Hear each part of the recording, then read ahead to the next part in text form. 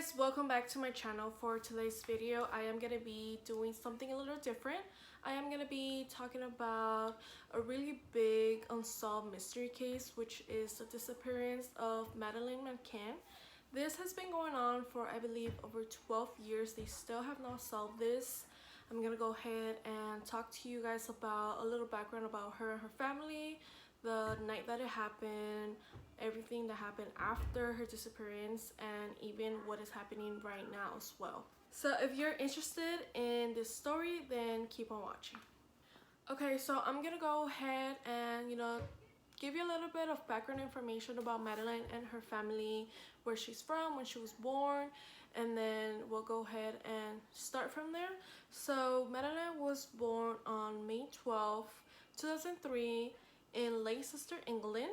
She lived with her mom and her dad, who were both doctors, and she also lived with her twin little brother and sister. So she is originally from the UK.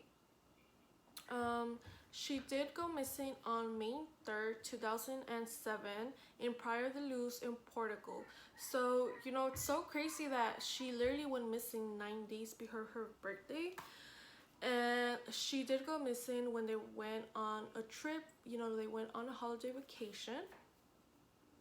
Madeleine and her family, and also 7 of her parents' friends and their children, they all traveled to Praia de Luz in Portugal for a holiday vacation. They were going to be there for the whole week. And they arrived on Saturday, April 28, 2007.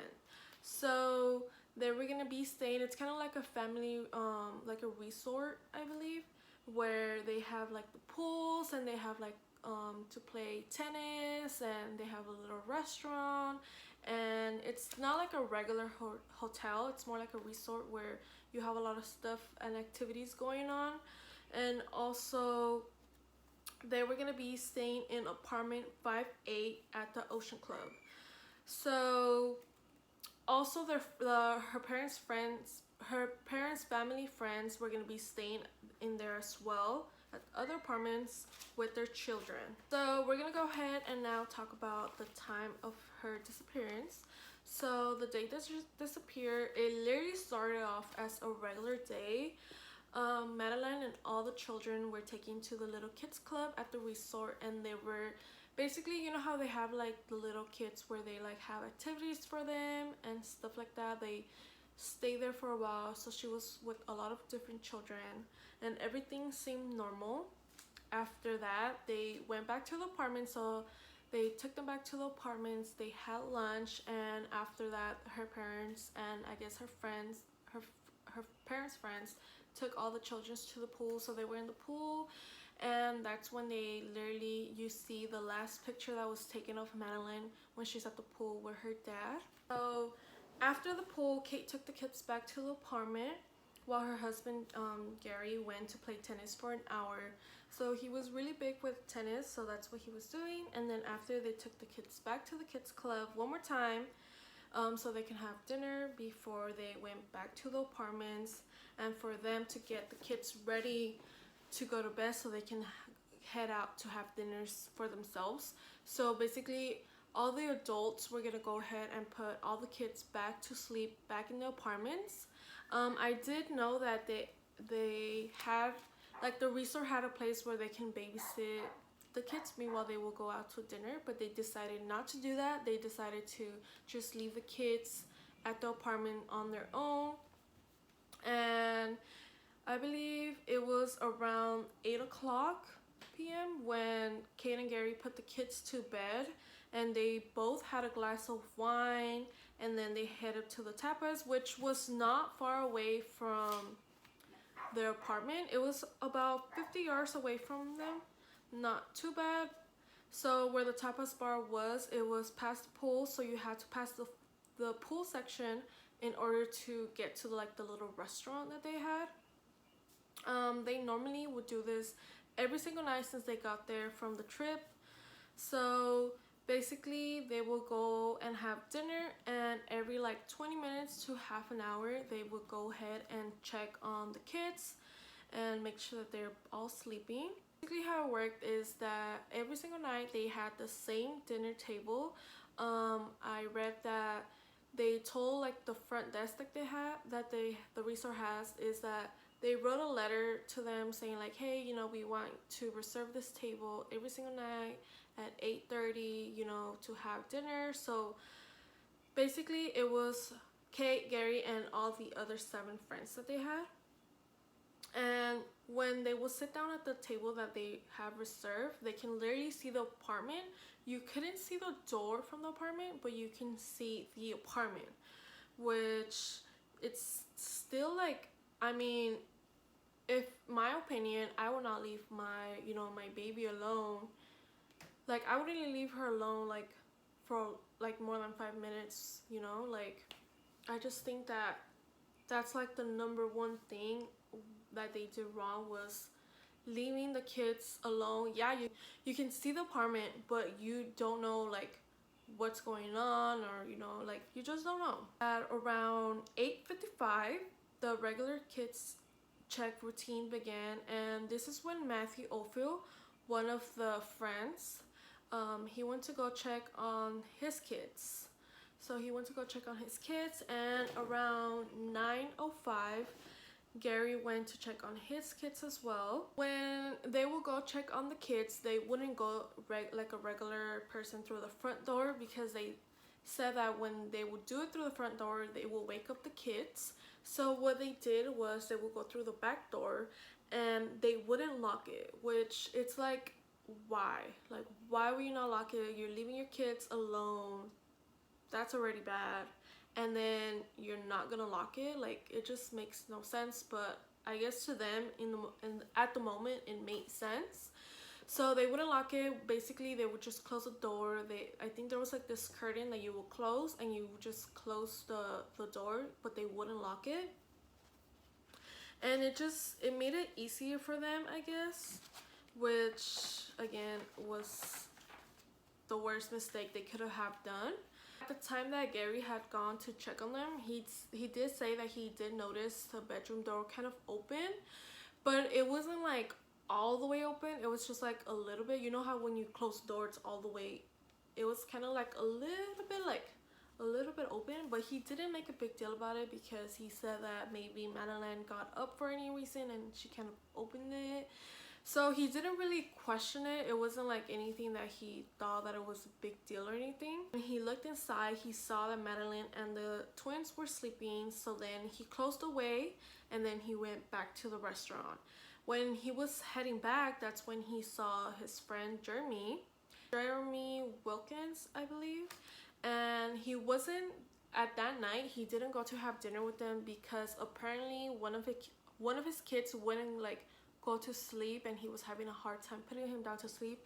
So he decided to skip dinner the night.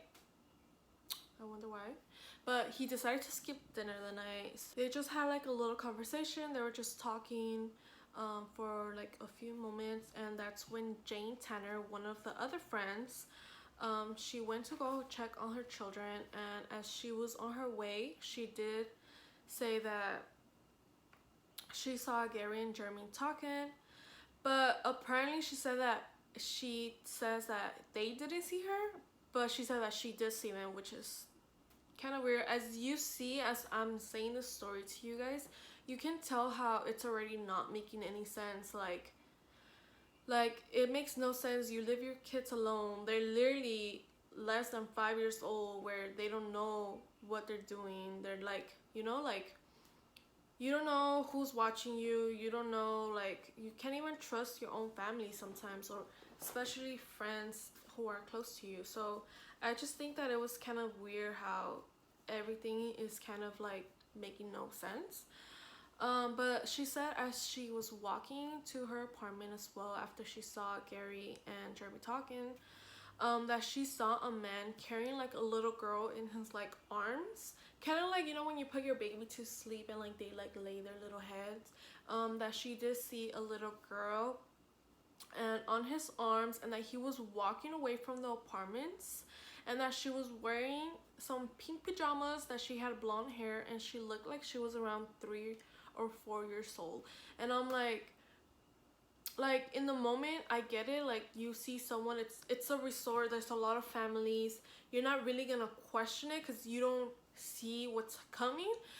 But then at the same time, if you see it coming from the apartments where there's a little girl that looks exactly like that, I will literally question it. Or not even that, just when you go back to sit down at dinner table, just make aware like, hey, I saw a guy, and, he did look kind of suspicious walking with the little girl, because supposedly that he wasn't walking like a regular person, he was kind of limping.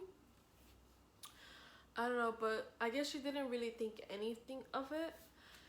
But around 9:30, Kate was gonna go check on her children, and that is when Matt Oldfield, I believe, he was gonna go and check on his kids as well. So he basically offered to go check on her kids. So she was just like, hey Kate, like, I'm gonna go check on my kids. Like, don't worry, if you want, I can check on yours. And she was like, you know what, like, perfect. Like, I don't have to get up. I'm having a good time here at dinner, drinking some wine. If someone else is gonna check for me, might as well. But then again, that's where, like, that's kind of weird. Like, that, I know he's the friend of her. I know that he is friends with her, but you still can't trust your little kids. Like, they're little, they're so innocent, they don't know what's good and what's not good. So he said that when he went to go check on them, that he did notice the door opened a little bit. Again, the same thing that Gary said, but if you remember, I did say that Gary said that he closed the door all the way. So Jeremy. So Matt was saying that he saw the door a little open, but he didn't make a big scene. Like, he didn't make a big deal about it, because he was just like, like, maybe that's how they left there, who knows. So then he says that he did see the twins, but he does not remember if he saw Madeleine, because he just like took a little peek. He saw, like, when you open the door, you can see right away the bed in front, but you have to stick your head all the way in to see where Madeleine was sleeping. So he said he doesn't really remember, and he doesn't remember if the window at the room, if the room window was open. He doesn't remember at all either. So it's kind of like, I don't know, like, Around 10 p.m., Kate went to go check on Madeleine and the twins. As she was going to like grab the door handle, that the dorm just slammed. Like, it just slammed on her, and that she was just like, what the heck, like, like, why did it just slam? So that she just opened it, and as she opened it, she noticed that the window was all the way open. So she was just like, oh, you know what, like, maybe that's why it just slammed on me, is because the window is open, so air is just coming in, and it just kind of like made the door close on her. So she didn't really like look around and see like what's going on, And as she was checking the kids and everything, she did see the twins, but when she turned to look to see if Madeleine was there, she was not there. She was missing. So as she saw that Madeleine wasn't there, she literally started running. Like, she started running to Gary and all the friends. Like, she rushed to them, and she started like, yelling like, hey, like, like, they took her, like, they took Madeleine, and everybody started going crazy. They all started running to the apartment. But at the same time, I'm like, it makes no sense, because she literally didn't even like look, well, maybe, maybe she's in the kitchen, or maybe she's somewhere else, or just looked around. She just literally saw that she wasn't on her bed, and she just ran. Like, she literally just ran. She left her kids, and she just left saying that they took her. So I'm like, they took her? Like, what do you mean? Like, who's they? Like, why is she saying that they took her? So it's like, it makes no sense at the moment. She literally didn't say like, oh, like, hey, I can't find her, or Madeleine's missing, or maybe, she wandered off or something. She just said that they took her. So as soon as she was telling them, that's when Jane was like, oh, you know what, like, I did see, she started talking to them about the guy that she saw carrying the little girl. She was like, you know what, like, the guy was carrying the little girl, like, what if that was Madeleine? And like, they were all just going crazy. And that's when they rushed to the front desk, and they're like, you know what, she's like, my daughter's missing, you guys need to call the cops. So they called the cops, and for some reason, the cops were nowhere to be found. It did take a while for the cops to arrive. The police was called around 10:15 to 20, and they didn't arrive till like 10:30, like past 10:30. Like, it was like normally you call the cops and they arrive right away, but they were taking forever to arrive. After everything, after they were looking for Madeleine and all that, that's when the National Criminal Police Unit arrived as well, and that's when they all started to search for Madeleine. So they literally had like staff members, even guests from the resort. They all started looking for Madeleine. They had sniffer dogs as well, but literally they could not find her. Like, they looked everywhere. They looked by the pools. They looked by like the way where like the side where the apartment was. They looked everywhere, and she was nowhere to be found. And I think it's kind of weird that everyone was looking for her, but Caitlin and Gary went back to the apartment, and like they literally just stayed looking for her in there, and they didn't go out to look for her. They just stayed in the apartment. And I was like, wait, if your daughter's missing, wouldn't you go, like, you're crazy looking for her everywhere? Like, it was just kind of weird how they just stayed in the apartment. Like, if you looked everywhere in the apartment and she's nowhere in there, wouldn't you go out and look for her? But they didn't do that. They just stayed there. End of the night, after she disappeared, they did a statement with the press, basically telling everyone like, hey, our daughter's missing, and if anyone, you know, has seen her, please bring her back home, or, you know, if you have any information, like, let us know. But I honestly think that that wasn't a good idea. The reason being, it was because I think it was too soon. Not even more than 3 hours have passed, and they were already making statements to the press, which is kind of weird. Like, I get it, you're trying to get help from the whole, you know, world and everything, but in the moment, I feel like there was more stuff that they could have done to look for her, rather than, you know, letting the person who took the girl know that, hey, just so you know, we know you took her, like, this and that, you know. Okay, another mistake that I think what was done was that the apartment, instead of closing it off with tapes like the police closing it off as a crime scene, they just had people going in and out, in and out. So that you had staff, you had guests, you had a lot of people, all the friends looking for Madeleine at the apartment. So you had like all this type of different DNA. So whatever evidence there was, it was literally like there was none anymore, because everybody was just in there. So there was no type of, you know, evidence left to see like anything about Madeleine.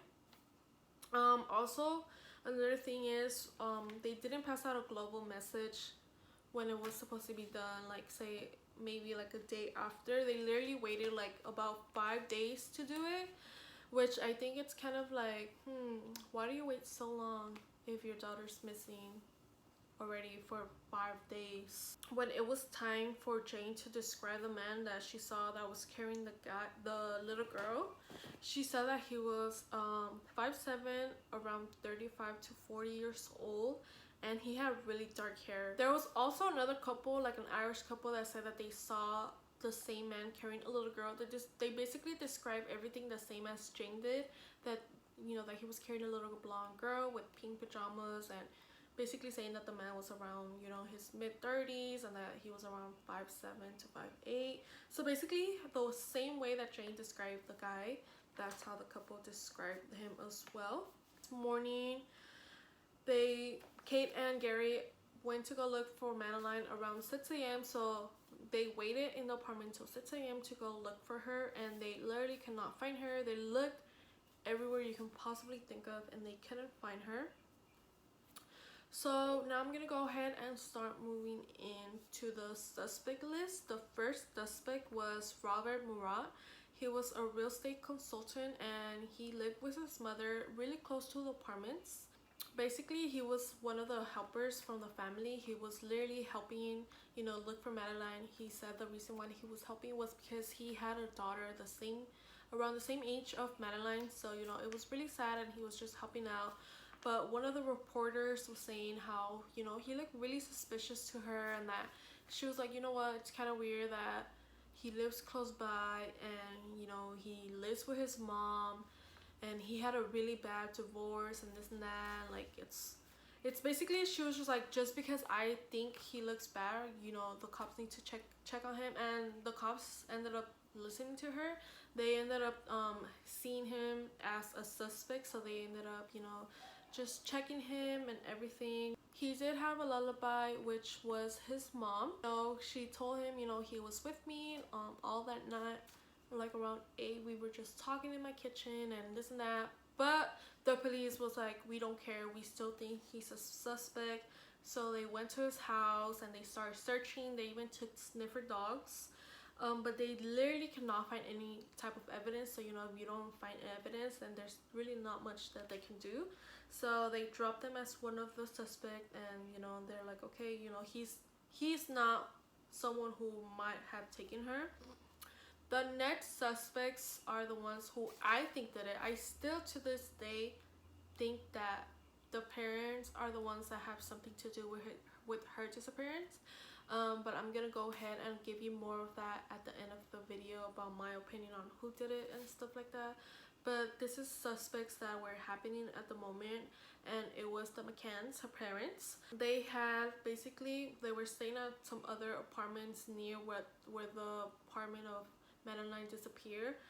They had 2 sniffer dogs go in the apartment, and then they had them going into the rental car, and one of the dogs found, it was kind of like a sniffer dog who knew about blood, and another one knew about like the smell of when there's like someone dead or something like that.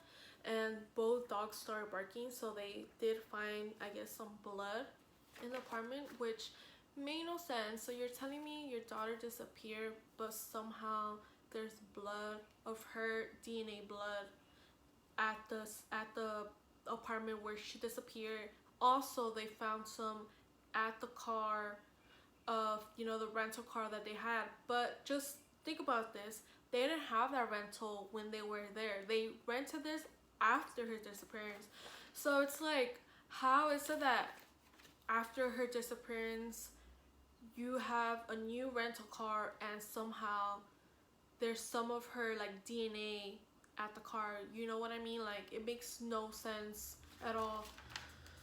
But basically what people were saying is that there's a theory that they accidentally killed Madeleine and that they try to cover it. It was said that they drugged their children so they can sleep. So you know how they will go every night to dinner and they will leave them alone? There was a night that Kate said that Madeleine was telling her mom, how come you know, we were crying and you were nowhere to be found? So they're like, maybe because you know, they will get up and cry. What they did is they gave them some like sleeping drug, I guess, and either they gave her too much or whatever they gave her, she like didn't react good to it, or anything that has to do with like them giving them like a sleeping drug. So therefore you know, she died, and you know, they were just trying to cover up the case as if she got abducted, but actually like they ended up killing her themselves. Some of the money that was used for the charity to look for Madeleine was used for their mortgage. It was said, I believe the sister of Kate, that at the moment when they went to vacation to Portugal, they literally had financial problems. It's like, if you're having financial, you know, problems, why are you gonna go and for a whole week on a vacation with like all your kids and all your friends? You know, like it made no sense. And you know, part of that money is going to your mortgage now that, you know, your daughter's not here. It got to the point where they literally try to make Kate confess, like, hey, you know, if you confess to us, we'll literally only give you like 1 year of prison. And like, Gary, like, we wouldn't even give you prison, like, you guys just let us know that you killed her and, you know, we can get over this, we can find closure, and that's it. But they're like, no, like, we didn't kill her, like, how can we have killed our own daughter? So basically, you will think that, okay, maybe it makes sense, like, I think that they did kill their daughter and everything, but at the same time, they did spend over $20 million on private investigators and everything. But then at the same time, I'm like, they have a lot of money that's not theirs, but they have a lot of money that's given to them through charities and stuff like that. So to make it seem like they are not suspects, they're gonna waste all this money. It's not coming out of the pockets or anything. So what do they have to lose, you know? Another theory was that maybe someone came in to, you know, steal, and Madeleine saw them and they killed her, or that they took her. So it's like, okay, I don't think that someone's gonna come in and steal and see your kids. I feel like they will run off. They're not gonna kill. Well, I mean, at the same time, you know, who knows? But I know that right there at Playa de Luz, in Portugal, the crime rate is really low. So that made no sense. Another one was that, you know, someone, which this one can also, for me, kind of, it makes sense, was that someone was probably watching them throughout time. You know how they will go every single night at, literally every single night at 8:30, they will leave their kids alone. So I'm like, maybe someone was watching them. If you can hear those little steps, it's Coda, my dog. He's like walking around. Maybe someone was watching them leave their kids alone, so they knew that, I mean, they didn't know exactly when they were gonna go and, you know, check on them, but they probably will watch them every day, that they will go check at the same time or the same amount of time, maybe like just go and check on them every 20 to 30 minutes, that they were like, you know what, like, this is our time, we're gonna go and we're gonna take the little girl.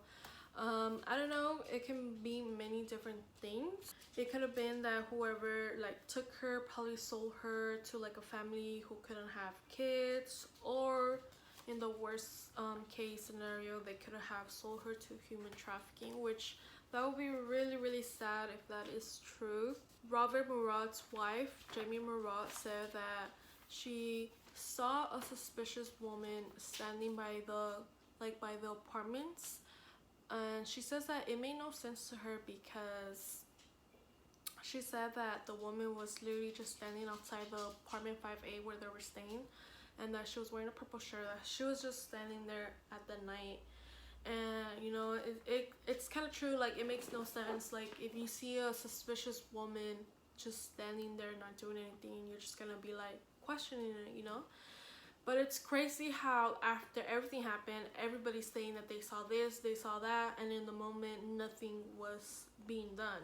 They were looking to see who this woman was, and, you know, they started investigating, and they actually found the woman who was in the purple shirt, and she was saying that, you know, she had nothing to do with it. She knew one of the staff. Basically, what it was is that maybe that staff knew that the McCanns and their friends will go every single night to have dinner at 8:30 at the same table. So that person, that staff member, probably told a friend or someone that, hey, you know what, like, these kids are alone, which, you know, go check it out, or, you know, something. I don't know, like, there's a lot of crazy people in this world. Sadly, we don't live in a safe world. I feel like the parents should have never had left the kids alone. I just think that it's so sad, you know, because like it was a 3-year-old, and I'm gonna go ahead and give you my opinion on the case.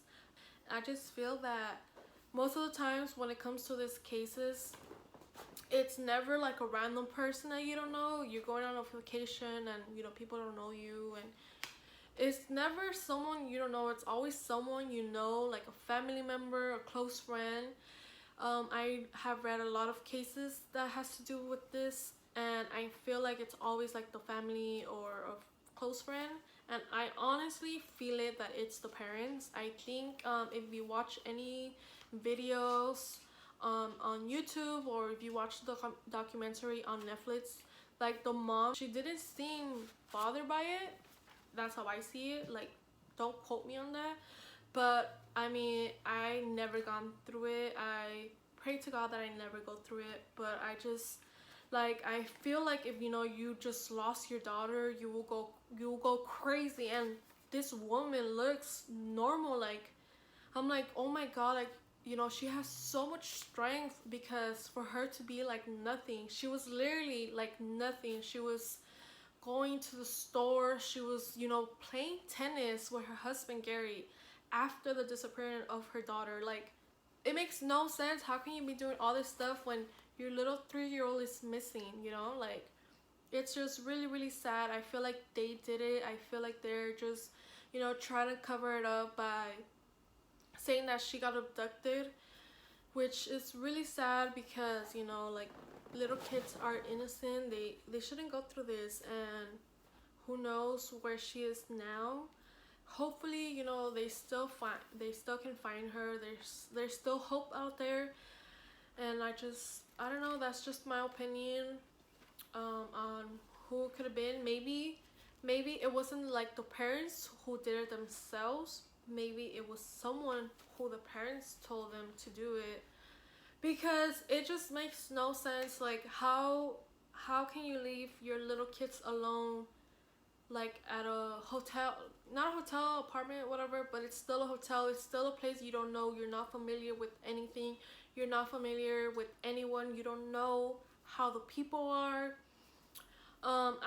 That's how I see it.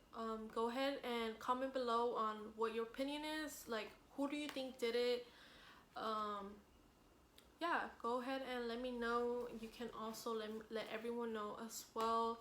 Go ahead and write other theories that you think probably happened to her, and hopefully this case gets solved. I really hope that you guys enjoy this video. It was something a little different, and I actually really enjoyed doing a lot of research on this and just, you know, talking to you guys about it. And I really hope that you guys enjoyed it. Don't forget to give this video a thumbs up if you really did enjoy it, and also don't forget to subscribe to my channel. Please subscribe as well, and I will go ahead and see you in my next video.